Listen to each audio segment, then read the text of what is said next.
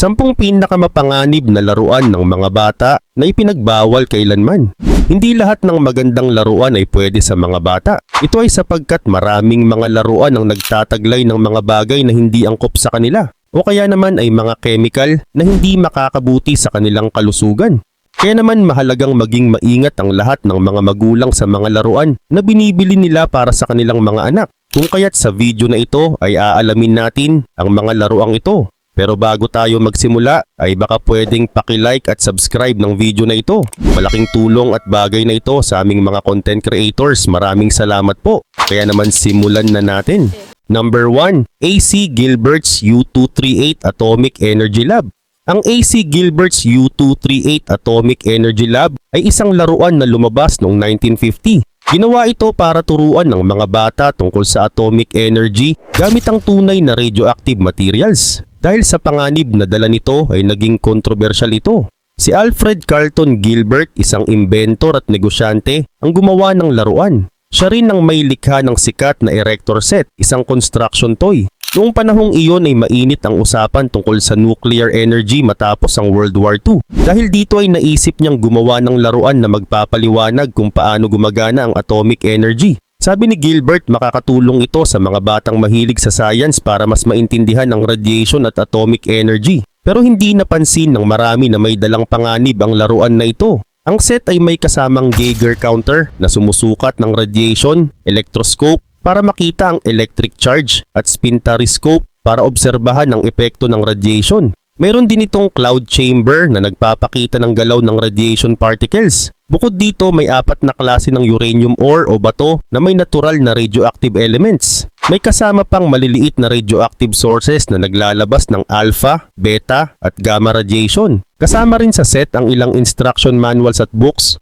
para turuan ng bata kung paano gamitin ang laruan. Mayroon ding comics na nagpapaliwanag ng atomic energy sa simpleng paraan. Ang presyo nito noon ay $49.50, nakatumbas ng mahigit $500 sa ngayon. Bagamat sinasabing ligtas ito, may kasama itong radioactive materials na maaaring hindi makabuti sa kalusugan. Ang ilang bato sa set ay naglalabas ng radiation. Kaya kung hindi maingat sa paggamit ay maaaring magkaroon ng exposure ang bata. May babala sa manual na nagsasabing huwag buksan ang ilang lalagyan dahil maaaring kumalat ang radiation sa paligid. Maliban dito, isa pang problema ay maraming bata ang walang sapat na kaalaman sa radiation. Kahit may safety instructions, hindi ito sapat para matiyak na ligtas gamitin ang laruan. Ang exposure sa radiation kahit sa mababang antas ay maaaring magkaroon ng epekto sa kalusugan sa paglipas ng panahon. Dahil sa mataas na presyo at panganib nito ay hindi ito naging popular sa merkado. Maraming magulang ang hindi bumili nito dahil sa takot sa radiation. Dahil dito ay natigil ang produksyon nito noong 1951 matapos lamang ang 1 taon mula nang ito ay inilabas. Number 2. Clackers. Ang Clackers ay isang laruan na sumikat noong 1960s at 1970s. Ito ay may 2 matigas na bola na nakakabit sa magkabilang dulo ng isang tali. Kapag nilalaro, ay pinapaikot at pinapabangga ang 2 bola para gumawa ng malakas na tunog. Dahil sa tunog na clack-clack tuwing nagbabangga ng mga bola, ay tinawag itong clackers. Maraming bata ang nagustuhan nito dahil masaya at nakakaaliw laruin. Ngunit sa kabila ng kasiyahan na dulot ng larong ito, ay napansin na may panganib itong dala. Ang unang version ng clackers ay gawa sa matigas at babasaging plastic o acrylic. Kapag sobrang bilis o lakas ang paggalaw nito, ay pwedeng mabasag ang bola. Dahil dito ay may mga batang nasaktan. May mga piraso ng plastik na tumalsik at tumama sa mata, muka at balat. Ang iba naman ay nagkaroon ng pasa o bali sa kamay dahil sa matinding hampas ng bola. Dahil sa dami ng naitalang aksidente ay nagdesisyon ang mga eksperto na suriin ang laruan. Natuklasan nila na talagang delikado ito, lalo na para sa maliliit na bata. Noong unang bahagi ng 1970s ay ipinatupad ang pagbabawal sa clackers sa maraming bansa. Hindi na ito pinayagang ibenta sa merkado para maiwasan ang mas marami pang masaktan. Ang mga gumagawa ng laruan ay sinabihan na itigil ang produksyon nito. Kahit na ipinagbawal, maraming tao ang hindi nakalimot sa clackers. Sa social media, lalo na sa TikTok at YouTube ay may mga nagpapakita pa rin kung paano ito nilalaro noon. Dahil dito ay may ilang gumagawa ng mas ligtas na version ng clackers. Sa halip na matigas na plastic, ang bagong version ay may mas malambot na materials. Ginawa ito upang maiwasan ang panganib na dulot ng orihinal na disenyo. Number 3, lawn darts, jarts. Ang lawn darts o mas kilala bilang jarts ay isang larong panlabas na naging popular noong 1950s hanggang 1980s. Ang laro ay may malalaking darts na may matutulis na metal sa dulo at plastic na palikpik sa likod. Ang mga manlalaro ay ihahagis ang darts papunta sa isang bilog na target sa lupa.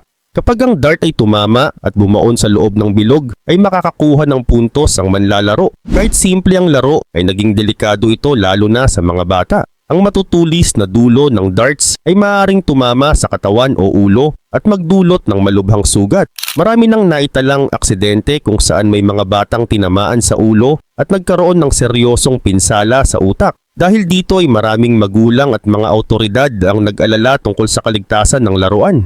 Noong ding 1970 ay napansin ng US Food and Drug Administration na maaaring maging sanhi ng aksidente ang lawn darts. Ipinagbawal nila ang pagbebenta nito sa mga tindahan ng laruan. Pero pinayagan pa rin itong ibenta sa mga sporting goods stores basta may babala sa kahon. Sa kabila ng babala ay marami pa rin ang bumili at gumamit ng laruan. Kaya hindi pa rin natigil ang mga aksidente. Kung kaya't mula 1978 hanggang 1986 ay may naitalang 6,100 na kaso ng pinsala dahil sa lawn darts. Sa bilang na ito, 81% ay mga batang edad 15 pababa at kalahati ay 10 pababa. Isa sa pinakamatinding insidente ay nangyari noong 1987 nang ang 7 years old na si Michelle Snow ay tinamaan ng lawn dart sa ulo. Dahil sa tindi ng tama ay namatay siya matapos ang ilang araw. Ang kanyang ama na si David Snow ay nangampanya upang tuluyang ipagbawal ang laruan. Dahil sa lumalalang sitwasyon, noong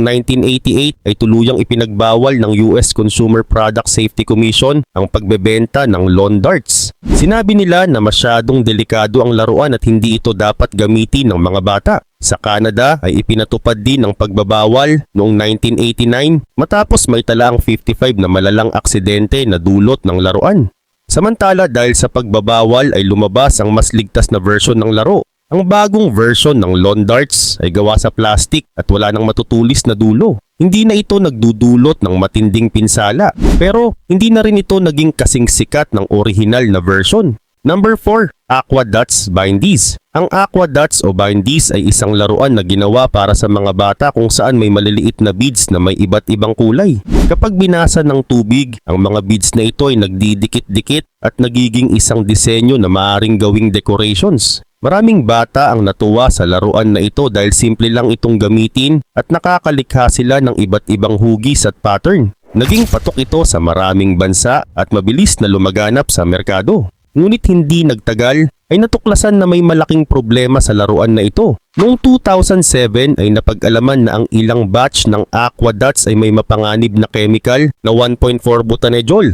Ang chemical na ito kapag nalunok ng bata ay nagiging gamma hydroxybutyric acid o GHB sa loob ng katawan. Ang GHB ay isang kilalang pampatulog at pampamanhid na droga na maaaring magdulot ng matinding epekto sa katawan.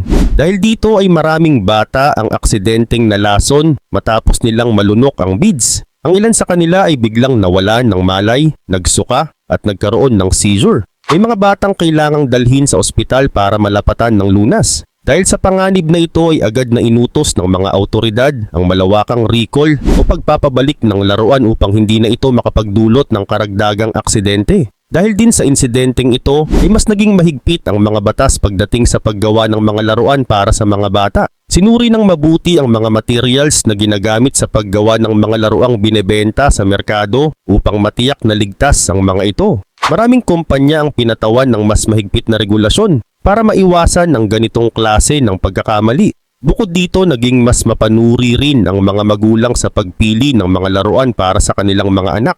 Maraming tao ang natuto sa nangyari sa Aqua Dots at ito ay nagsilbing babala sa industriya ng laruan. Marami ding bansa ang nagpatupad ng mas mahigpit na safety standards upang matiyak na hindi na mauulit ang ganitong insidente. Number 5, Sky Dancers. Ang Sky Dancers ay isang laruan na ginawa ng kumpanyang Galoob noong 1994. Isa itong manika na may pakpak na gawa sa foam at may mekanismo na nagpapalipad dito.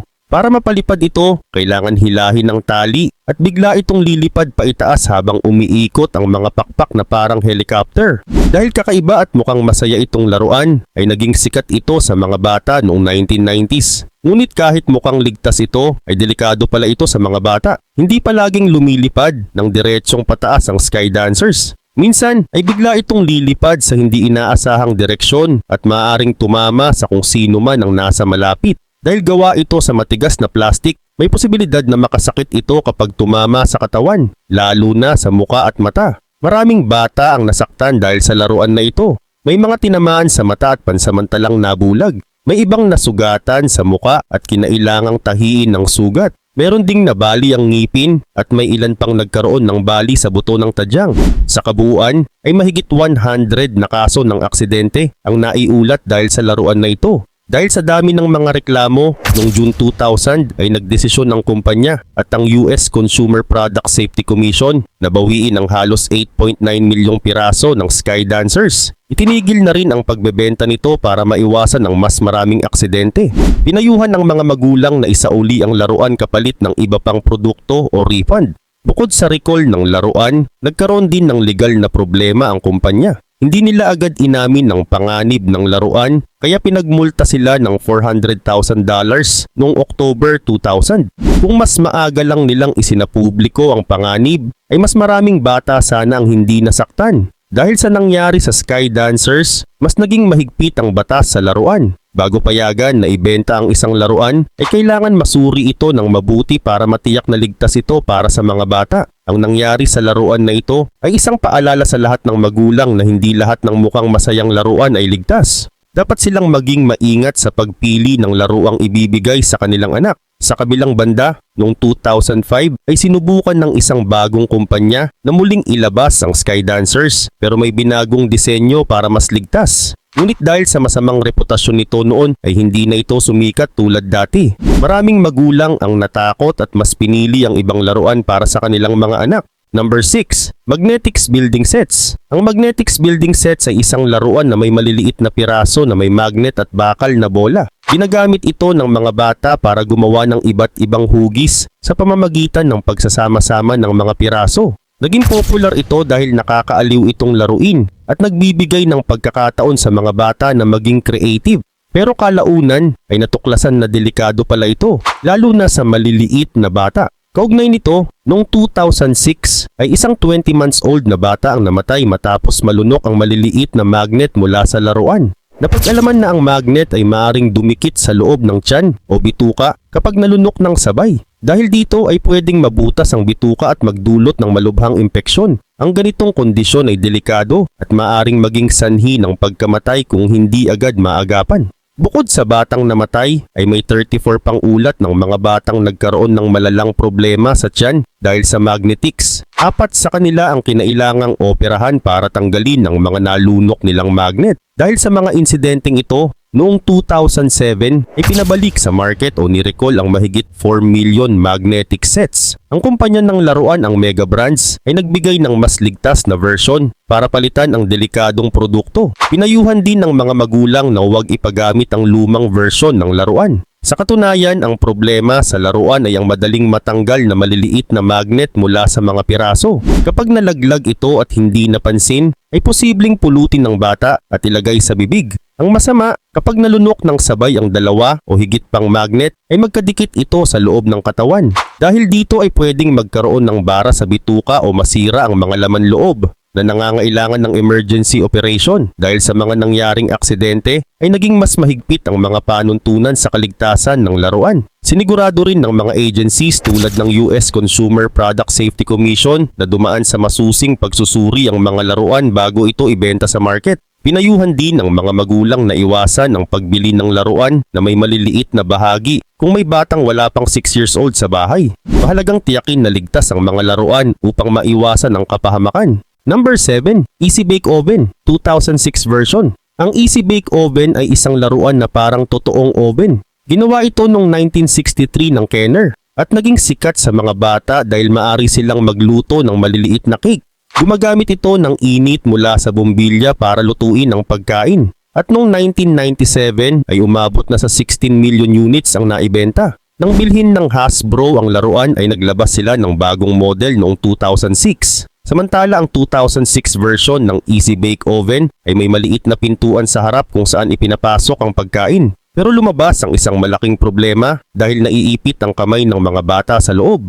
Ilang buwan matapos itong mailabas ay nakatanggap ang Consumer Product Safety Commission ng 29 na ulat ng mga batang nasaktan. Sa mga ulat na ito ay 5 ang napaso. Dahil dito naglabas ang Hasbro at CPSC ng recall noong February 2007. Pinaalalahanan din nila ang mga magulang na huwag itong ipagamit sa mga batang wala pang 8 taong gulang. Nagbigay rin sila ng libreng safety kit na may plastic cover para hindi maipasok ng mga bata ang kanilang kamay. Ngunit kahit nagbigay ng safety kit ay dumami pa rin ang mga bata na nasaktan. Sa loob ng ilang buwan ay may 249 na bagong ulat ng aksidente. Sa mga ito ay 77 na bata ang napaso at 16 ang nagkaroon ng malalang paso. Ang pinakamalalang kaso ay ang isang 5 taong gulang na bata na kinailangang putulin ng daliri dahil sa matinding paso. Gayon din naman dahil sa mga seryosong pinsalang dulot ng laruan ay nagdesisyon ng Hasbro noong July 2007 na tuluyang i-recall ang 985,000 na unit ng Easy Bake Oven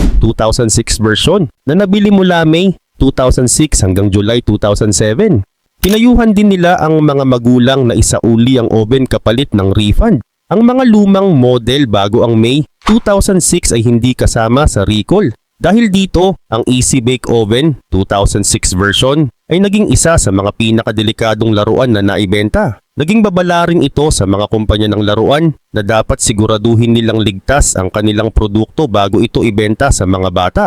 Number 8. Yo-Yo Water Balls. Ang Yo-Yo Water Ball ay isang laruan na sumikat noong 2000s. Ito ay isang malambot na bola na may liquid sa loob at may nakakabit na elastic rope. Ginagamit ito na parang tradisyonal na yo-yo kung saan ihahagis ito at babalik sa kamay. Dahil sa kakaibang galaw nito ay marami ang natuwa at gustong magkaroon nito. Pero hindi alam ng karamihan ay delikado pala ito. Ayon sa US Consumer Product Safety Commission, may naitalang 186 na insidente kung saan napulupot ang lubid ng laruan sa leeg ng mga bata. Dahil dito ay nagkaroon sila ng hirap sa paghinga at pamamaga sa leeg. May mga bata ring nagkaroon ng sugat sa mata, pisngi at tainga dahil sa biglaang pagbalik ng bola sa kanilang muka.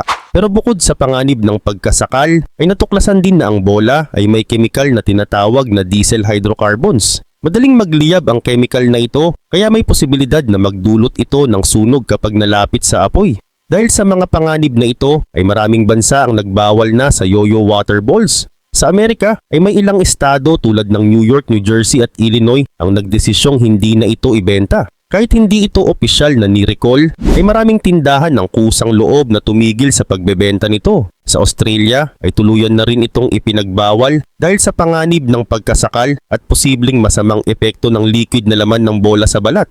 Ngunit sa kabila ng mga babala at pagbabawal ay may mga ulat na patuloy pa rin itong ibinebenta sa ilang bansa. At noong 2015 ay may mga nakakita pa rin ng laruan na ito sa ilang tindahan kahit na matagal nang may mga ulat tungkol sa panganib nito. Sa Pilipinas naman ay wala pang malinaw na impormasyon kung bawal na ang laruan na ito. Kaya dapat maging maingat ang mga magulang sa pagbili ng laruan para sa kanilang mga anak. Mas mainam rin na iwasan ang pagbili ng yo-yo water balls at pumili ng mas ligtas na laruan upang maiwasan ang anumang aksidente. Number 9. Battlestar Galactica Colonial Viper. Ang Battlestar Galactica Colonial Viper ay isang laruan na batay sa spaceship mula sa palabas na Battlestar Galactica noong 1978. Dahil sikat ang palabas ay maraming laruan at collectible items ang ginawa, kabilang na ang Colonial Viper.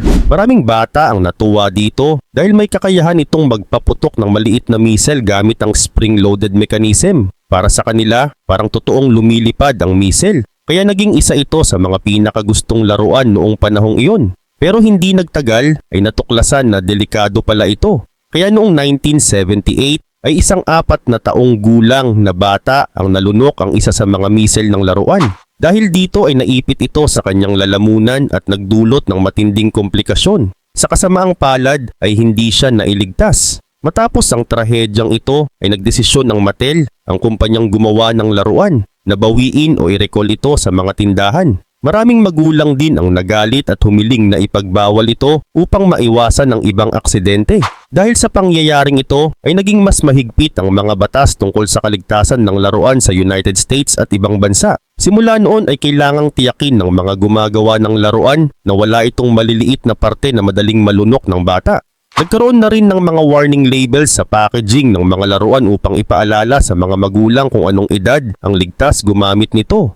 Dahil dito ay mas naging maingat ang mga kumpanya sa disenyo ng kanilang mga produkto. Number 10. Skateboard Smack-Ups. Ang Skateboard Smack-Ups ay isang laruan na inilabas noong 1986 ng Playtime Products. Ito ay isang koleksyon ng maliliit na plastic na figurine na nagpapakita ng mga batang nag-skateboard na may malalang pinsala. Halimbawa, may karakter na Tommy Tailpipe na ipinapakita na natusok ang muka ng tambutso ng kotse. Mayroon ding Ronnie Roadkill na parang nasa gasaan ng sasakyan. Dahil sa ganitong tema ay maraming magulang ang hindi natuwa at naging kontrobersyal ang laruan. Samantala, ang laruan ay may 12 characters at lahat sila ay may pangalan na may kaugnayan sa aksidente. Ilan dito ay patty plate glass na natamaan ng bubog Sammy stop sign na tumama sa road sign at Tony traffic cone na nadaganan ng traffic cone. Ang iba pang character ay Amy Asphalt, Timmy Tire Truck, Lois Lowbranch, Betty Bumpers, Rich Stitch at Carrie Cardor. Dahil sa ganitong klaseng design ay marami ang nagsabi na hindi ito angkop para sa mga bata.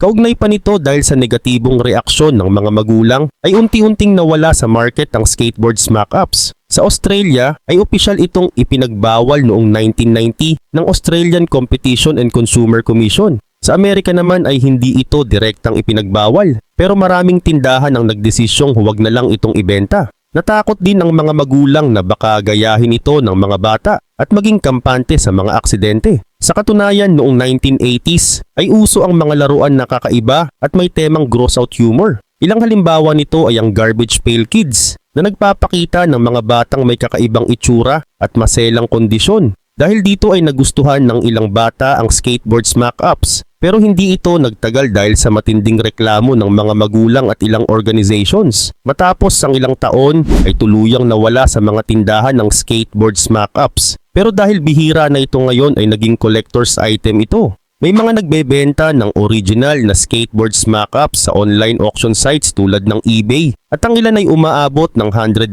ang presyo. Halimbawa, may isang figurine na Betty Bumpers na nabenta sa halagang $115.